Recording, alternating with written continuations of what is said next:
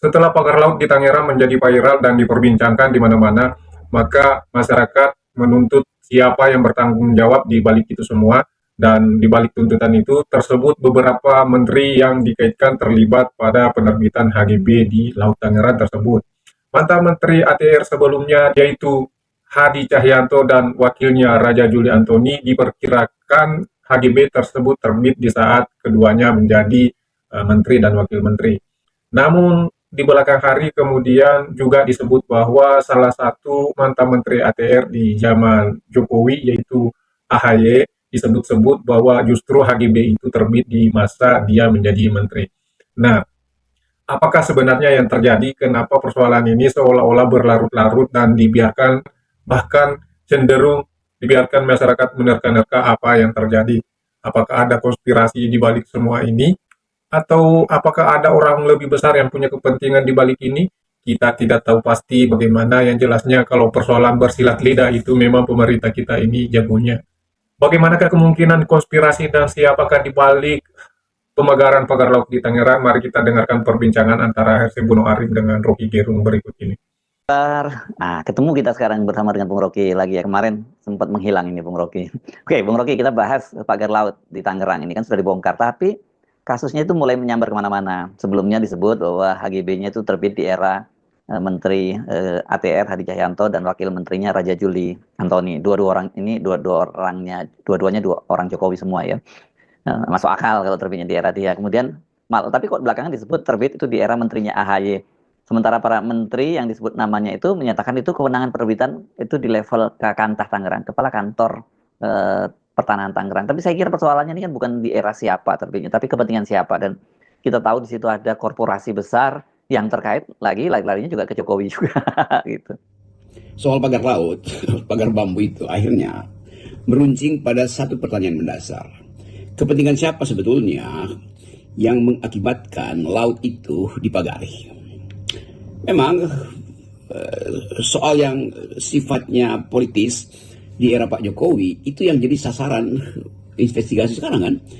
Mau menterinya AHY atau siapapun, tetapi orang tetap ingin tahu perintah siapa yang memungkinkan hal yang melanggar hukum itu dilakukan oleh PIK 2. Pertanyaannya begitu sebetulnya kan. Dan orang akhirnya mesti dapat semacam kepastian siapa yang bertanggung jawab di situ. Ya para menteri tentu mengeluarkan sertifikat, mengeluarkan HGB segala macam. Tetapi selalu di belakang aspek administrasi itu ada untung rugi yang mesti dikalkulasi. Ruginya udah ketahuan, yaitu merusak lingkungan, mengabaikan hak-hak rakyat, tapi untungnya tiba di mana? Tiba pada korporasi ya, dengan sendirinya tiba pada korporasi. Tetapi korporasi ini melayani siapa sebetulnya tuh? Jadi itu pertanyaan mendasar di kita. Ya hiruk pikuk masih akan berlanjut, tapi orang ingin lihat apakah ada semacam indikasi awal bahwa pagar itu semacam prasyarat untuk memperluas penguasaan lahan di situ. Oke. Di belakang itu ada pertanyaan lebih mendasar tuh. Kira-kira kong kalingkong siapa dengan siapa yang menyebabkan pagar itu akhirnya tumbuh lalu Ya, sebenarnya pertanyaannya bukan HGB ini terbit di era siapa dan pemerintahan siapa, tapi pertanyaan mendasar seharusnya yang dilemparkan adalah siapa di balik pemagaran dan pembuatan HGB di Laut Tangerang tersebut. Apa kepentingannya dan mengapa pemerintah daerah dan pemerintah pusat tidak mengetahui kalau memang itu benar-benar diketahui, tapi itu menurut saya hanya sebuah alasan untuk saling melempar tanggung jawab. Karena tidak mungkin HGB itu terbit ketika pemerintah daerah dan pemerintah pusat tidak mengetahuinya. robohkan tuh. Jadi kalau netizen atau para pengulas kritis mulai mempertanyakan di belakang pagar itu jangan-jangan ada kepentingan dinasti Jokowi. Kan itu pertanyaan yang umum aja. Kan orang mau tahu kenapa di era Pak Jokowi pagar itu dibuat, kenapa sebelum Pak Jokowi lengser HGB itu diterbitkan. Jadi kelihatannya itu akan jadi sasaran penelitian. Kan mestinya mudah sekali tuh mereka yang aparat, kejaksaan, polisi, KPK itu kan bisa mulai memberi semacam keterangan awal, entah itu sifatnya penelitian, penyidikan. Tapi rakyat ingin ada kejelasan yang bertanggung jawab siapa, yang diuntungkan siapa, yang dirugikan siapa. Nah itu yang memungkinkan kita percaya atau kita bisa tumbuhkan kepercayaan bahwa yang dimulai sebagai satu aksi radikal oleh Presiden Prabowo harus juga berakibat pada tudingan radikal atau pemeriksaan radikal terhadap kekuasaan yang menyebabkan pagar itu berdiri. Kira-kira itu sensasi yang nggak ditunggu oleh publik hari-hari ini. Jadi jelas di sini ada kepentingan korporasi besar, Agung Sedayu. Ada pengusaha aguan yang mendapat status PSN dari Pak Jokowi karena membantu Pak Jokowi menyelamatkan muka Pak Jokowi dengan melakukan groundbreaking di IKN, walaupun setelah groundbreaking nggak dilanjutkan gitu. Nah, sekarang ini kan kendati pagarnya sudah dibongkar, dipastikan masalahnya tidak akan selesai. Kita tahu dengan ada para pengusaha-pengusaha besar ini, mereka kan sangat gigih ya. Jadi mereka pasti tidak menyerah hanya karena pagarnya dibongkar. Jadi problemnya balik pada soal yang substansial itu. Yang sensasional udah selesai di situ ketika Prabowo mengerahkan angkatan laut untuk menggusur, dan kita sama-sama mulai menduga bahwa diperintahkannya angkatan laut itu semacam perintah untuk memerangi satu kelompok atau menunjukkan bahwa negara memang akan hadir secara total.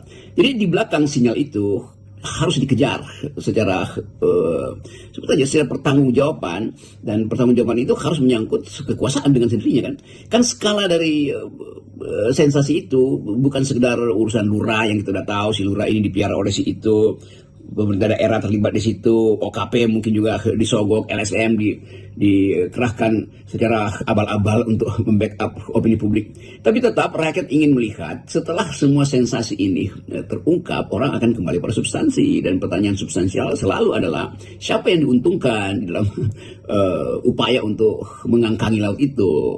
Tentu orang tidak akan pergi jauh-jauh, orang akan minta supaya pemerintahan Presiden sebelumnya Jokowi itu yang tempus deliktinya ada di situ harus dipanggil dan diperiksa sebetulnya kan tidak mungkin itu dibiarkan sekedar komentar antara Menteri A dan Menteri B, Menteri yang lain mengatakan ya itu lagi diproses, Menteri berikutnya bilang enggak itu bukan tidak sepengetahuan kami itu. Jadi tetap ini skandal ini mesti diubah menjadi.